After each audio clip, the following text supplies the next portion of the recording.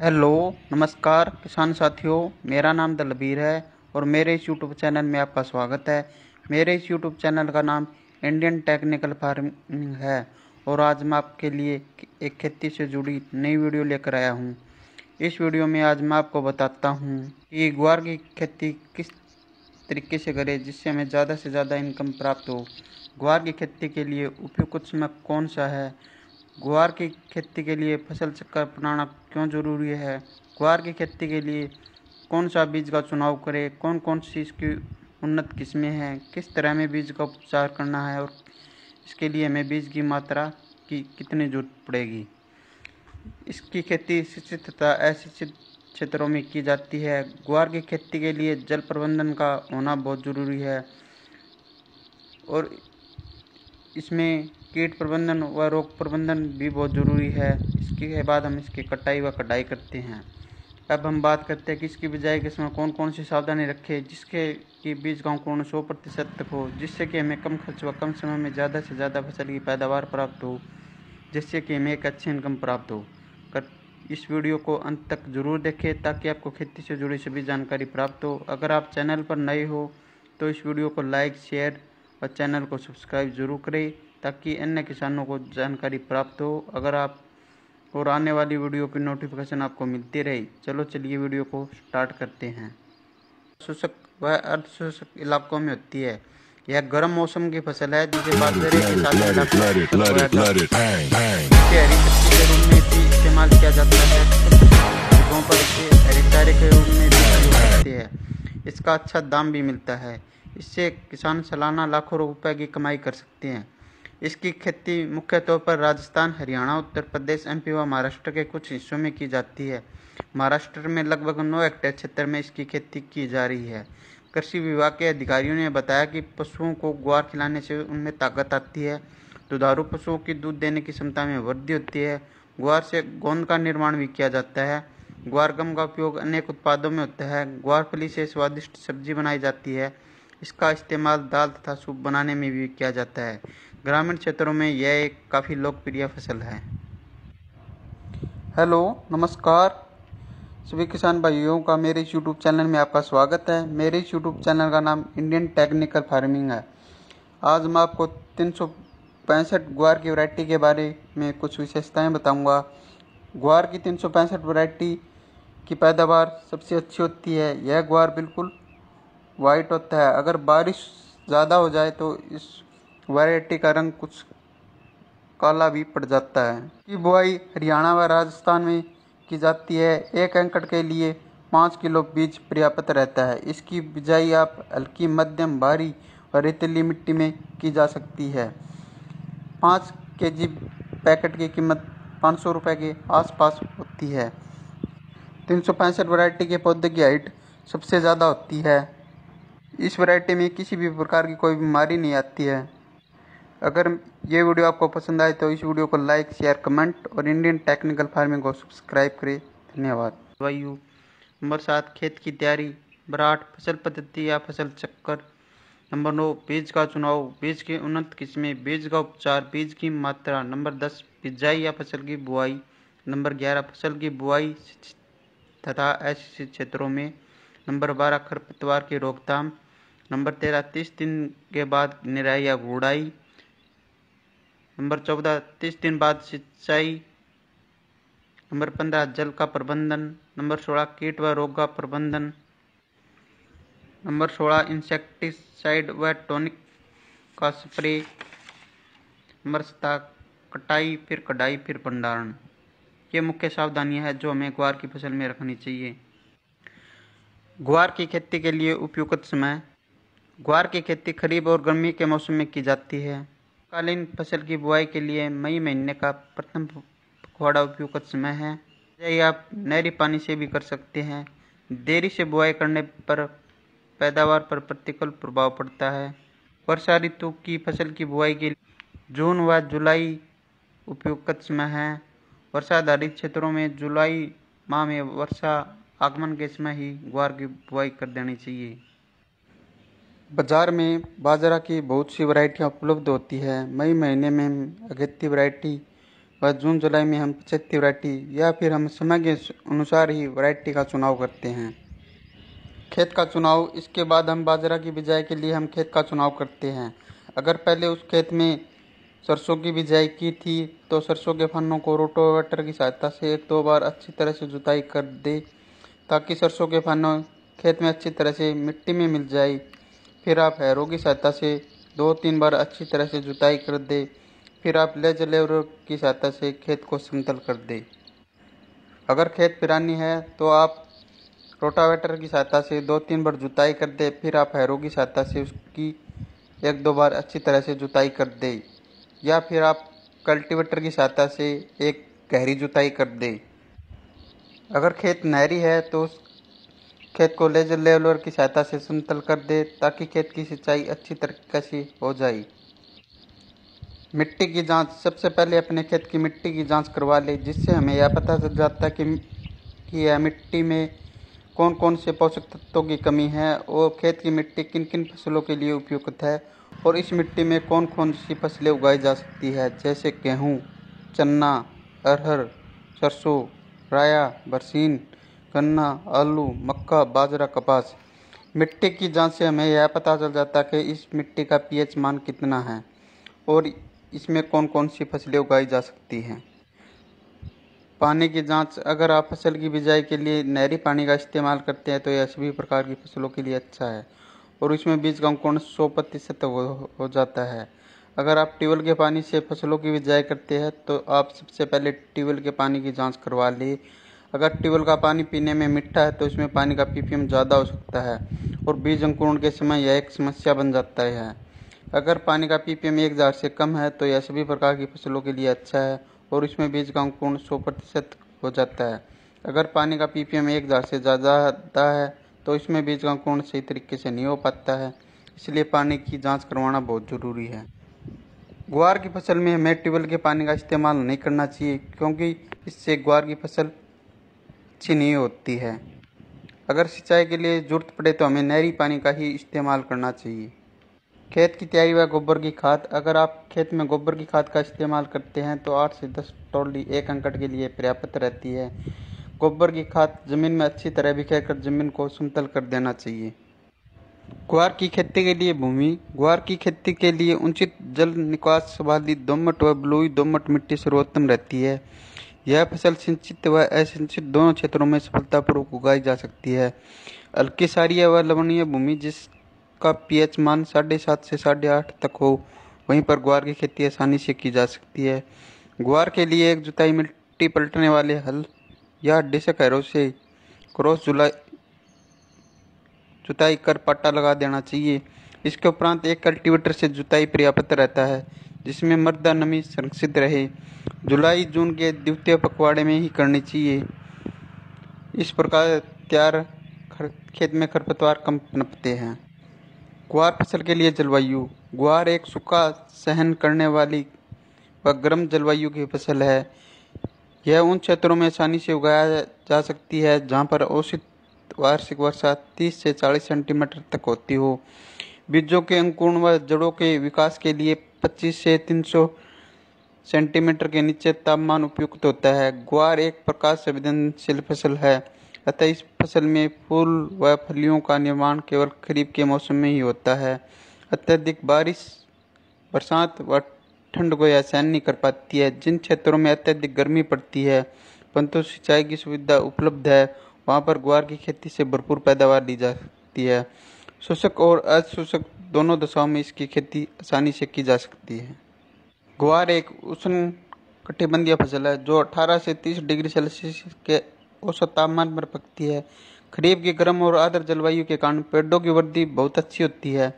सर्दी के मौसम में इन फसलों की खेती लाभदायक नहीं होती है। यह फसल सभी प्रकार की मिट्टी में उगाई जा सकती है। अच्छे जल निकास वाली मध्यम से भारी मिट्टी में फसल अच्छी तरह से बढ़ती है। यदि मिट्टी की सतह, फसल पद्धति या फसल चक्र को क्रॉप रोटेशन के नाम से भी जाना जाता है। किसी निश्चित भूमि में निश्चित समय वाली फसलों को लगातार अदल बदल कर बोना ही फसल चक्र कहलाता है।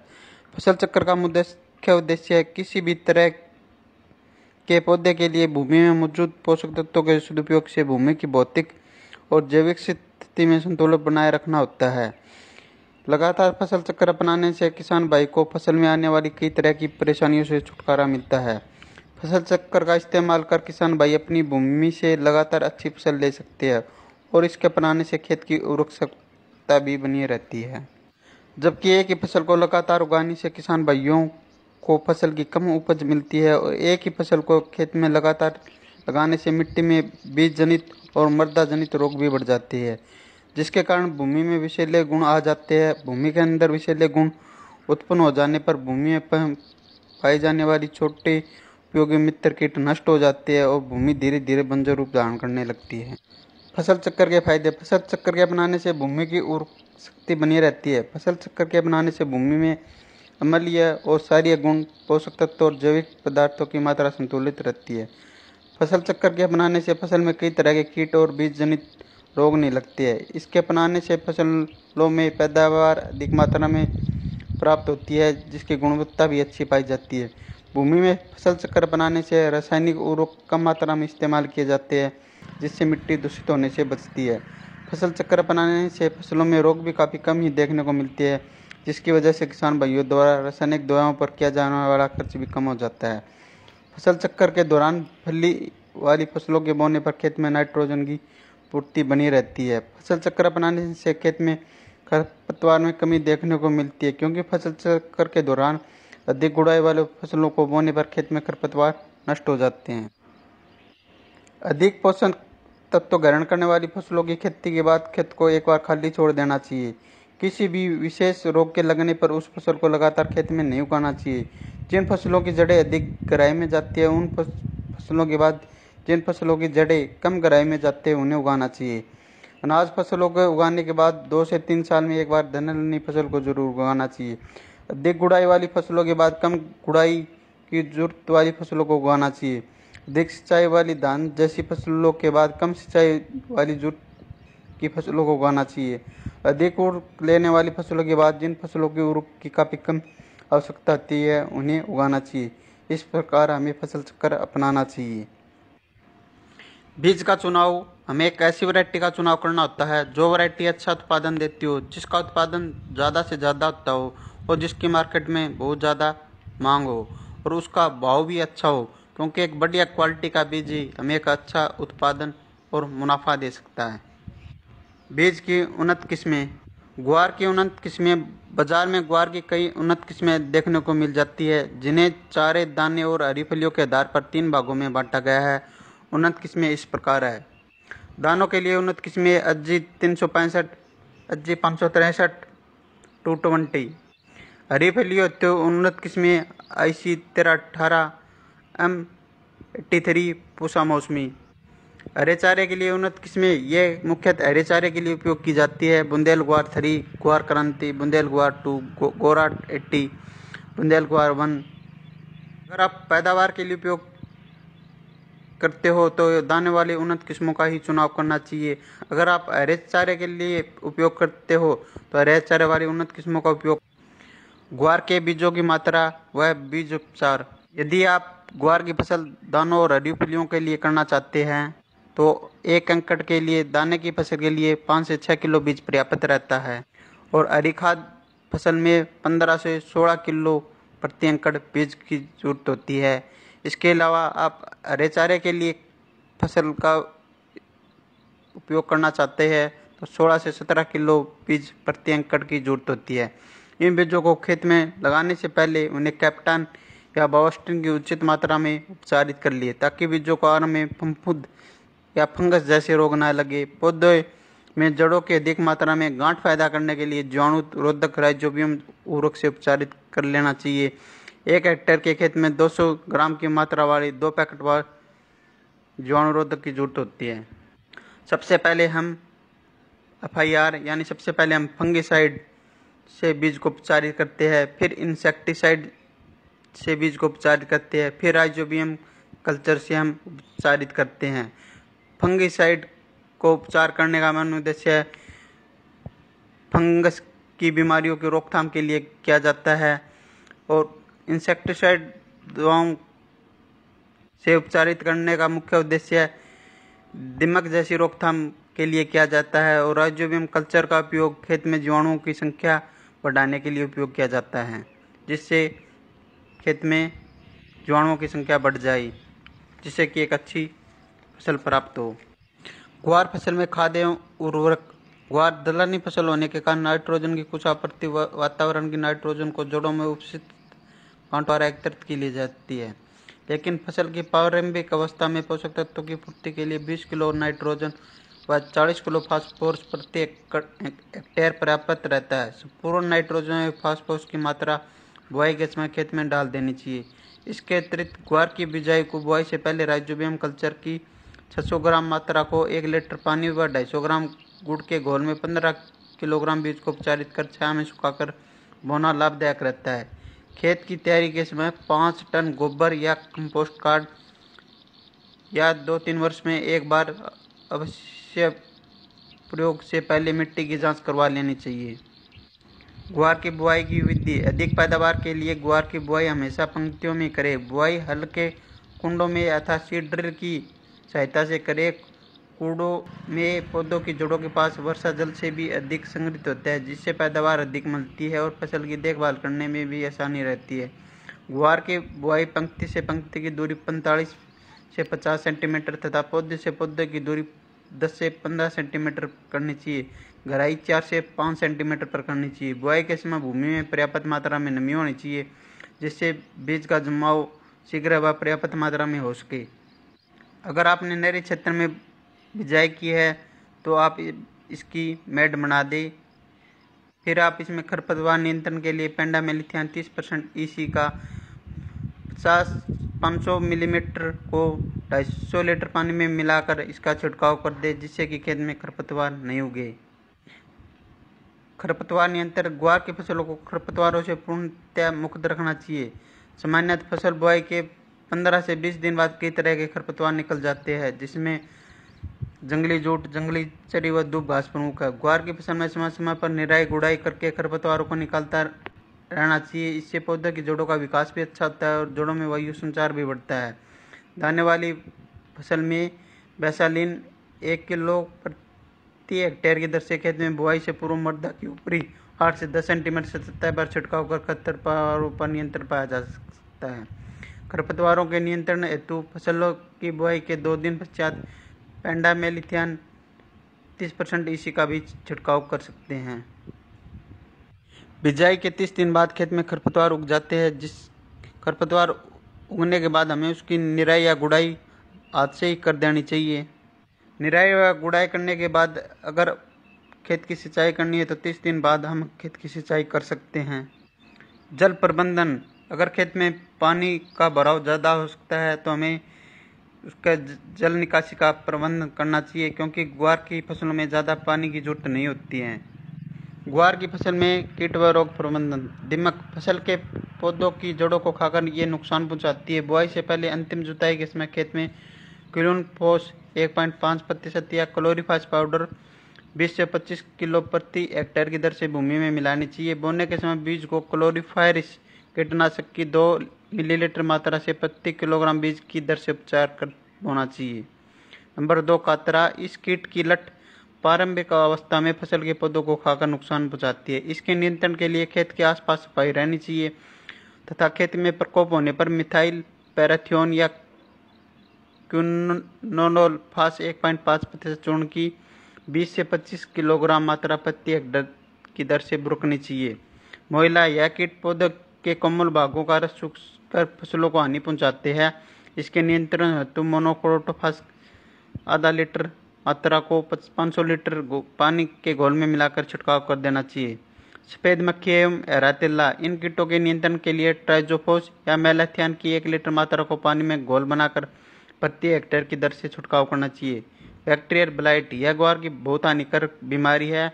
इस बीमारी के ऊपर गोल आकार के धब्बे बनते हैं। इस बीमारी के नियंत्रण हेतु रोगरोधी किस्मों का उगाना चाहिए। बीज को 2 ग्राम स्ट्रेप्टोसाइक्लिन से प्रति किलो बीज की दर से उपचारित कर बोना चाहिए।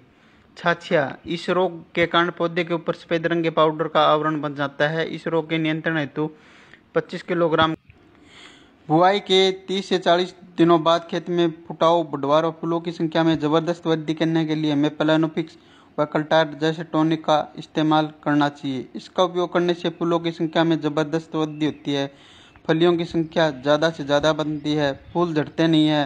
15 से 20 दिनों के अंतराल में हमें 2 से 3 स्प्रे करने चाहिए।